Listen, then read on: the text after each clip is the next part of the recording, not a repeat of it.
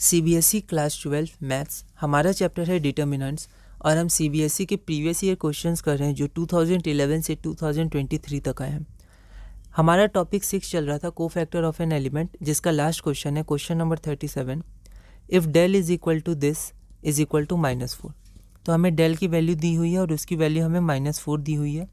Then find the value of this, तो हमें इसकी वैल्यू निकालनी है। ठीक है, यह question CBSE sample question paper में 2018 में 4 मार्क्स का दिया था। एक बार आप इसे ट्राई करिए, फिर हम आगे बढ़ते हैं।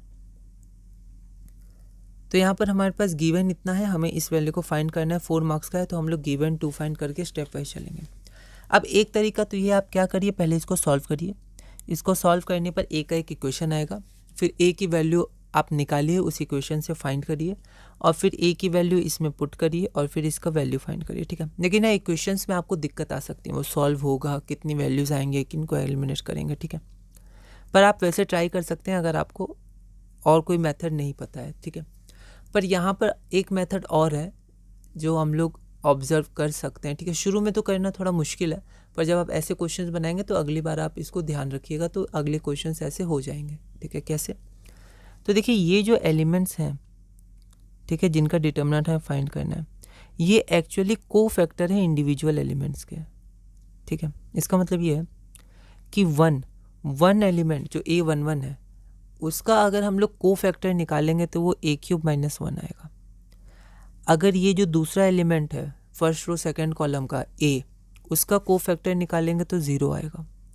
A² का इतना आएगा। तो ये क्या है? कोफैक्टर का डिटर्मिनेंट है ना। तो देखिए कैसे, देखिए लेट Cij, अब Cij या Aij किसी से भी रिप्रेजेंट कर सकते हैं कोफैक्टर को। Let Cij represent the cofactor of the element Aij। तो C11 मतलब इस जो 1 है ना, इसका कोफैक्टर क्या हो जाएगा? तो -1 का पावर 1 + 1 और इसके रो कॉलम को एलिमिनेट करने पे डिटर्मिनेंट A³ -1। ठीक है, तो यहाँ देखिए -1 का पावर 1 + 1 जो डिटर्मिनेंट बचा, तो A³ -1। तो इसका जो कोफैक्टर है वो पहला एलिमेंट है जो फाइंड करना है।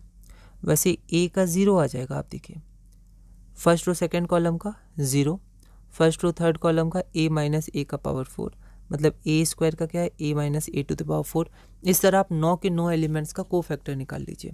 ठीक है, साइन में ध्यान रखिएगा, है ना, कभी कभी गलतियाँ हो सकती हैं। तो आप ऐसे कोफैक्टर निकालेंगे तो आप देखेंगे जो डिटर्मिनेंट की वैल्यू हमें फाइंड करनी थी उसके एलिमेंट्स ही निकलते जा रहे हैं। ठीक है, तो अब क्या करेंगे, इन कोफैक्टर्स, अब कोफैक्टर यही डिनोट कर रहे हैं, तो कोफैक्टर्स का हम लोग, क्योंकि कोफैक्टर्स वो एलिमेंट डिनोट कर रहे हैं जिस डिटर्मिनेंट की वैल्यू हमें फाइंड करनी है, तो हम लोग कोफैक्टर का डिटर्मिनेंट ले लेंगे। उसको del1 मान लिया, यहाँ मैंने इक्वेशन 1 माना था पर फिर हटा दिया क्योंकि इसका कोई यूज़ है नहीं। हम लोग डायरेक्ट लिख सकते हैं इसी डिटर्मिनेंट को नीचे, तो इसको del1 मान लिया। अब del1 नहीं भी मान सकते हैं, कोई दिक्कत नहीं है। अब हमें पता है ये अब क्या होता है, ये एक प्रॉपर्टी होता है, ध्यान रखिएगा कि कोई डिटर्मिनेंट के एलिमेंट्स के कोफैक्टर्स का डिटर्मिनेंट किसके बराबर होता है? उस डिटर्मिनेंट का पावर n-1। ठीक है, तो हमारे पास एक डिटर्मिनेंट हमने यहाँ माना था, मतलब दिया भी हुआ था पर हमने माना भी था। तो हमारे पास ये डिटर्मिनेंट ये दिया हुआ था।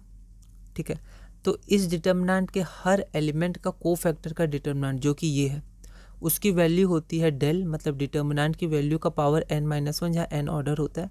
यहाँ पर ऑर्डर की वैल्यू 3 थी तो 3 - 1, और गिवन से डिटर्मिनेंट की वैल्यू -4 दी थी, तो -4 to the power 2 that is 16।